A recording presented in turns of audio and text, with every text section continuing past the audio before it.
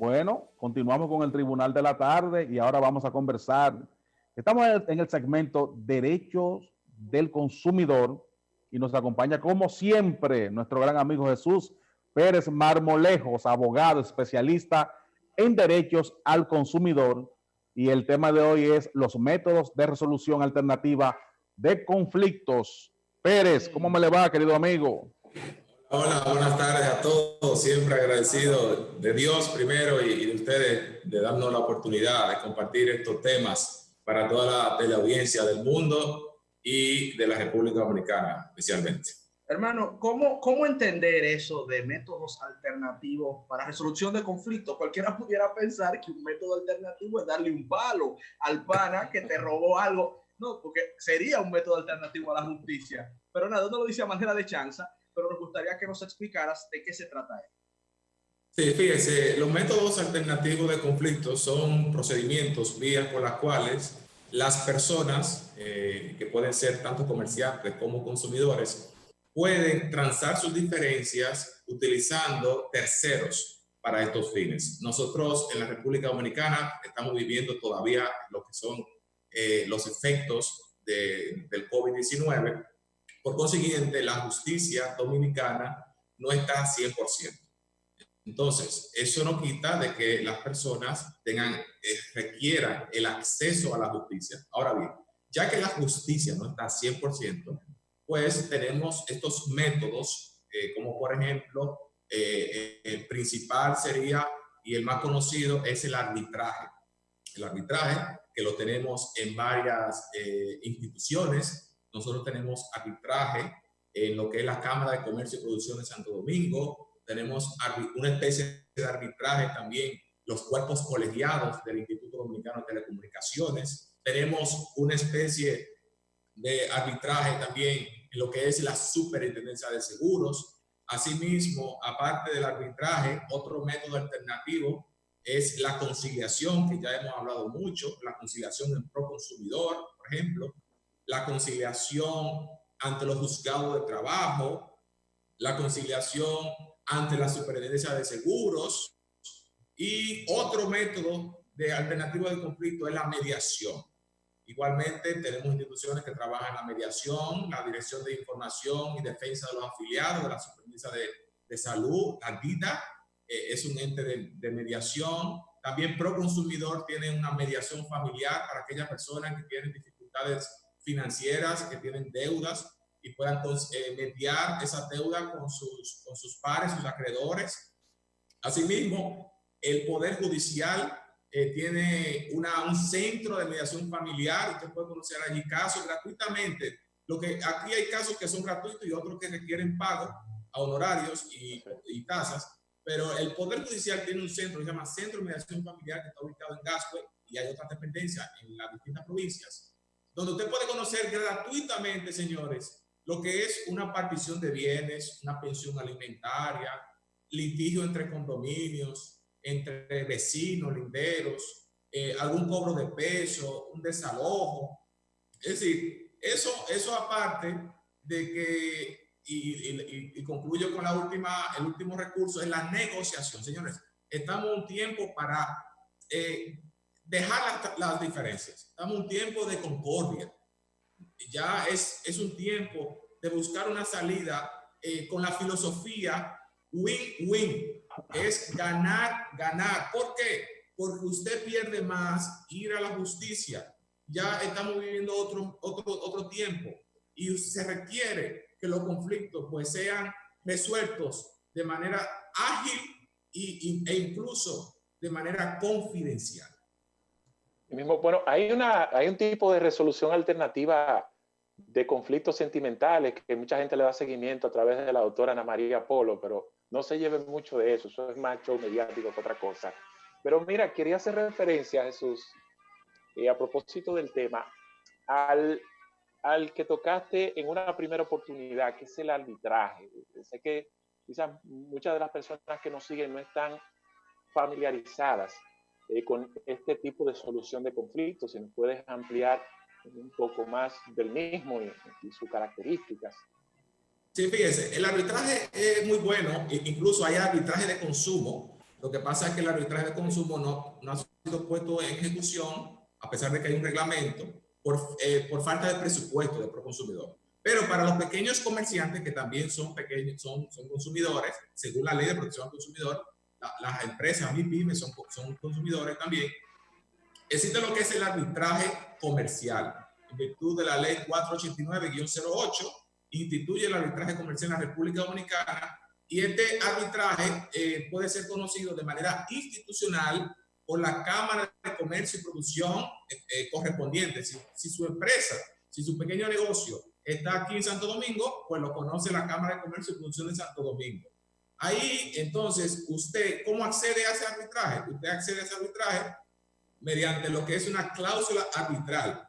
Es decir, en un contrato, usted establece que cualquier conflicto diferente o controversia que pueda ocasionar desde el punto de vista de la ejecución del contrato, que sea conocido a través del arbitraje comercial de la Cámara de Comercio y Producción de Santo Domingo. ¿Cuál es la ventaja del arbitraje comercial? Primero, la confidencialidad, lo que estábamos hablando.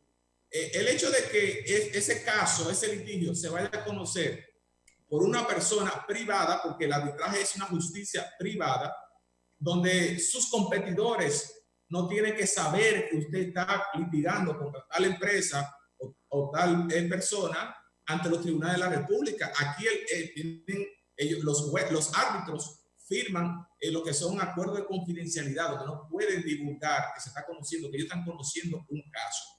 Asimismo, la celeridad.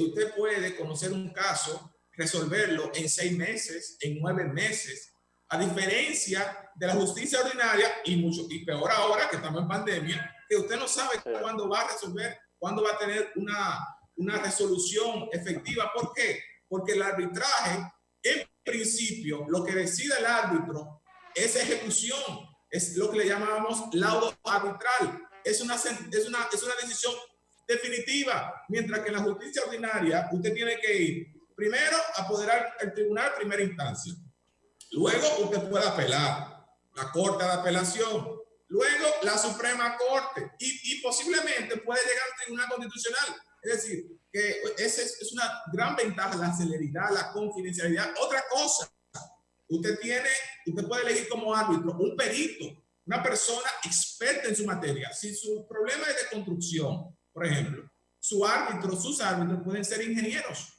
pueden ser arquitectos, mientras que si usted va a la justicia ordinaria, necesariamente tienen que aceptar lo que el Poder Judicial brinda. ¿Qué brinda el Poder Judicial? Brinda un licenciado en Derecho que dura 4 años en una universidad, luego entra en la judicatura, se especializa en lo que es el derecho judicial y entonces imparte justicia. Pero no necesariamente ese juez conoce de construcción, conoce de materia deportiva, conoce de comercio. Entonces, para eso tiene que valerse. Aparte, escuché hace unos meses a un árbitro mexicano donde decía, oye, la gran cantidad de casos que tiene un juez, por ejemplo en México, un juez en México, y aquí igual prácticamente, tiene prácticamente 11 minutos para decidir su caso.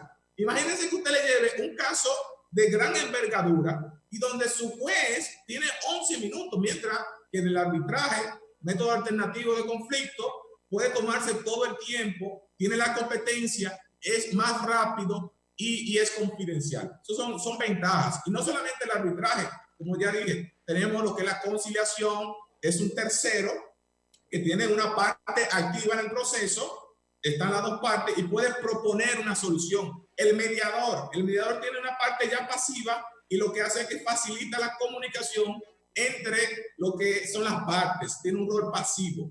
Y ya la negociación, de acuerdo a sus abogados, por ejemplo, usted estaba hablando en materia de divorcio, de familia, por ejemplo, en Francia, ya usted se puede divorciar en Francia con un notario. Un notario no tiene que ir a la justicia. Cada parte, el esposo y la esposa, van con sus abogados, negocian los acuerdos y ya están divorciados. Es decir, eso es cuando sea de mutuo acuerdo, me imagino, ¿no? De mutuo acuerdo, correctamente. Pérez. Excelente. Explícanos esto en cuanto a la escogencia del árbitro, un árbitro especializado en un área, como te acabo de explicar lo del ingeniero. ambas partes tienen que estar de acuerdo primero, ¿verdad? Pudieran ambas partes decidir buscar un árbitro específico o pudiera ser más de uno, porque una parte busca a uno y la otra parte busca el otro. Ok, o la otra cosa es, ¿de qué manera se certifica este proceso de arbitraje para que conste de que allí hubo, las partes pudieron ponerse de acuerdo y que ya el caso tiene punto final? Explícanos esta parte, ya que son tecnicismos jurídicos. Aquí lo que impera es la autonomía de la voluntad. ¿Qué es la autonomía de la voluntad? En términos llanos, lo que decidan las partes. Es decir, aquí se la ponemos conforme a los intereses de las partes. No ponemos trabas. Aquí las partes deciden qué quieren hacer. Por ejemplo, si quieren un árbitro, pues ellos eligen un árbitro en común. Si quieren una terna de árbitros, de 3 árbitros, cada parte elige un árbitro y esos 2 árbitros eligen al que va a ser presidente. Y eso está avalado por una ley del año 2008 que instituye el arbitraje y ese arbitraje va a ser conocido por las cámaras de comercio y esas cámaras de comercio están instituidas por una ley del año 87. Es decir, que tiene fuerza vinculante lo que decida el árbitro. No es que yo me voy a la noticia privada y si no me gustó la decisión, yo no la voy a cumplir. No, si usted no cumple esa decisión, la parte gananciosa puede ejecutar esa decisión contra usted, porque ya usted dio un consentimiento a través de una cláusula arbitral. Y, por ejemplo, hay partes que saben que en el contrato existe una cláusula arbitral y lo llevan al tribunal ordinario. ¿Usted sabe lo que hace el tribunal ordinario? Se declara incompetente en virtud del principio competence, se declara incompetente y dice, mira, señor demandante, mira, yo no soy competente porque aquí hay un contrato que dice que ustedes firmaron que este caso se va a conocer ante un árbitro. Entonces, se desapodera y lleva el caso a la Cámara de Comercio y Distribución correspondiente. Pérez,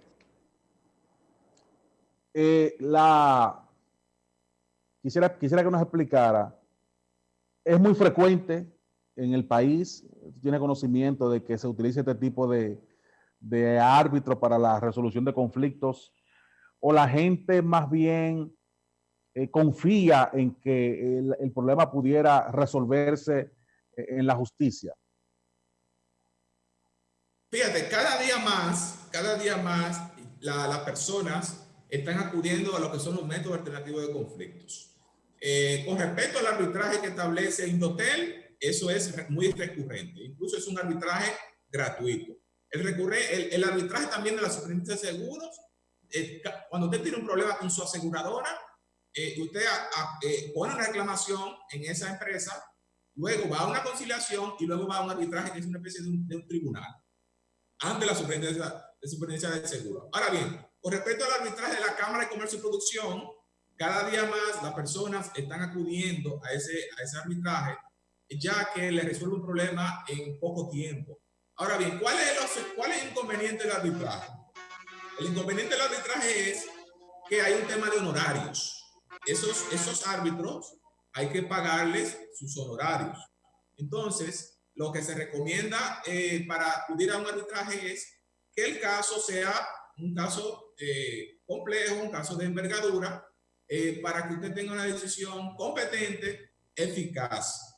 Si usted no tiene esos recursos económicos para pagar un árbitro o varios árbitros y acudir al Centro de Comercio y Producción de Santo Domingo, por ejemplo, usted puede nombrar un conciliador, y se ponen las partes, se sientan y llegan a un acuerdo, llegan a una solución efectiva y es lo mejor para las partes. Y así evitamos la justicia ordinaria. No significa que no tengamos justicia, sino que la justicia pues tiene muchos más casos y al final uno tarda más en el proceso. Sí, y cuando entran estas situaciones así de conflictos que se resuelven de estas formas alternativas, pudiéramos decir que esto le da un carácter como de jurisprudencia, es decir, ya son decisiones a las que hay que acatarse realmente, porque a veces tú sabes que ocurre que una de las partes como que nunca queda conforme, a pesar de que en principio hizo el consenso y pues estuvo claro de que pues aceptó las condiciones de la mediación. Sí, usted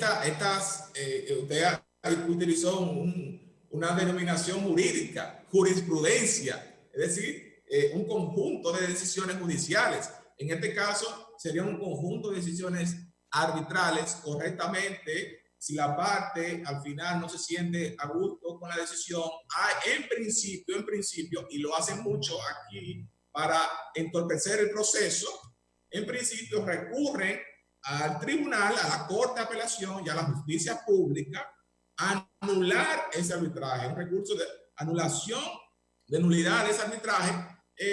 No hay que ver los méritos, si tiene méritos, pero generalmente conocemos la idiosincrasia dominicana, que es retardar los procesos. Pero eso es muy excepcional, recurrir, que violen que ese laudo tenga irregularidades. Entonces, ya le toca, lamentablemente, a la parte que pierde cumplir con la decisión, y para eso el Poder Judicial, para eso la ley le da esa facultad al árbitro para que se cumpla su decisión, lo que es el laudo arbitral, y no solamente aquí en Dominicana, también si el litigio, el diferendo es internacional, también hay ejecución de esos arbitrajes internacionales en República Dominicana.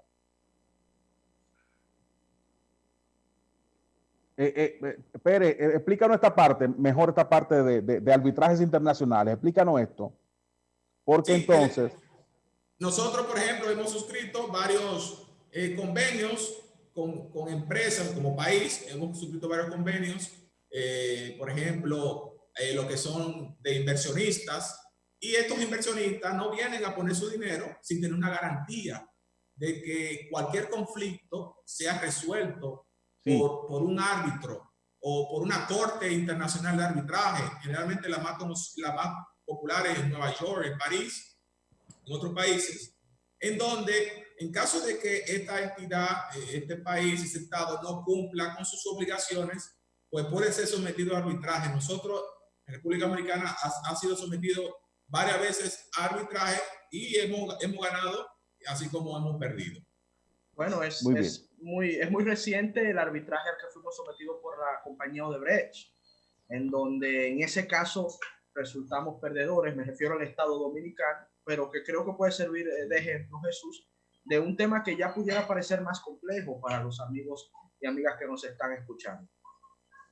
Sí, correctamente. Mi interés es que las personas, tanto los consumidores, las pymes, pues conozcan de esta medida alternativa, porque aparte de que nos quita dinero nosotros los abogados, pero al final los acompañamos también en lo que es el proceso de negociación. Lo hace de buena fe, Jesús, ahí. Tenemos la va en contra de los intereses. Claro, tenemos una cultura de que hay que la justicia para cobrar. No es así, señores. Tenemos que cambiar, los abogados que nos están escuchando. Tenemos que cambiar el chip ya. Estamos en el siglo XXI. Y lo que se impone es esto: la mediación, la conciliación, la negociación, el arbitraje, la concordia, resolver los conflictos de manera pacífica y justa. Precisamente, Pérez, pudiera ser que la negociación solo se haga entre los abogados de ambas partes. ¿Es posible? Sí, correctamente. Si los abogados tienen poder, si los abogados tienen un poder especial donde pueden tener esa disponibilidad de firmar el alcance de las obligaciones de sus representados, pues válidamente puede ser ejecutado esa decisión contra su cliente. Ante, por ejemplo, una denuncia de estafa. Por ejemplo, Ernesto Jiménez me estafó a mí. Yo lo denuncio, Ernesto. Pero ¿por qué Ernesto, hermano? No, pero un ejemplo. Entonces... Juan de los Palotes estafó a mí. No, un ejemplo. Entonces, yo me busco un abogado, Ernesto, y ellos pudieran ponerse de acuerdo, o ya en ese caso se necesita que el árbitro nos escuche a los dos. Una muy buena pregunta. Hay excepciones a las materias que puede conocer un árbitro. y dentro de ella está lo que es el orden público, lo que son los delitos y los crímenes. Y la estafa es un delito, en virtud del artículo 405 del Código Penal. En ese caso, no se puede conocer mediante un árbitro o un tribunal arbitral o un centro arbitral, porque es una materia de orden público donde la competencia la tiene la fiscalía, porque es una acción pública a instancia privada, es decir, lo puede llevar la fiscalía conjuntamente con la víctima. Si la víctima, entonces con su abogado se pone de acuerdo con la otra, con el imputado y su abogado, pues el fiscal archiva el expediente, porque al final el expediente se está moviendo por la víctima. Al fiscal le conoce más bien casos más notorios que causen mayor daño a la sociedad. Un litigio entre estafa entre ustedes dos, por ejemplo, pues no le interesa mucho a la fiscalía. Y por eso ustedes, a través de sus abogados, pueden firmar un documento donde se extingue la acción penal y cada quien tiene que cumplir con sus obligaciones. Finalmente de mi parte, ¿y cuáles son los casos más frecuentes que son sometidos, son llevados a un arbitraje? Los casos más frecuentes que son llevados a arbitraje son los casos de comercio en general. Los litigios entre comerciantes, también los litigios entre lo que tiene que ver con el asunto laboral de los peloteros. Muchos ya peloteros a través de la Major League Baseball en Dominicana, pues están promocionando de que sus jugadores, pues cualquier conflicto, sean conocidos y pagados. Ellos, los árbitros, pagan todo, la Major League, a través de los centros de producción de arbitraje de la República Dominicana, y así le evita entonces ir a un tribunal dominicano y pasar todas esas instancias. Otro caso que lo vemos mucho, los arbitrajes de inversión. Cuando los inversionistas vienen a poner su dinero, cualquier conflicto, pues ahí también se conoce mediante arbitraje. Esos son los que más se están conociendo en la República Dominicana. Y de todas estas alternativas para solucionar conflictos, ¿cuáles son las más utilizadas? Muy buena pregunta. Bueno, la ley establece siempre lo que es un paso previo a la justicia.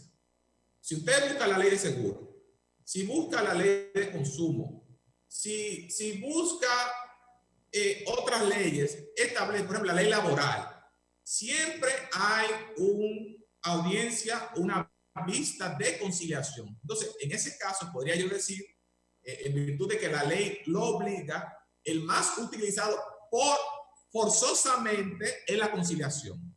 ¿Por qué? Porque usted no podría ir a la justicia, por ejemplo, en data crédito también, el tema de editorial crediticio, te dice que vaya a la conciliación primero.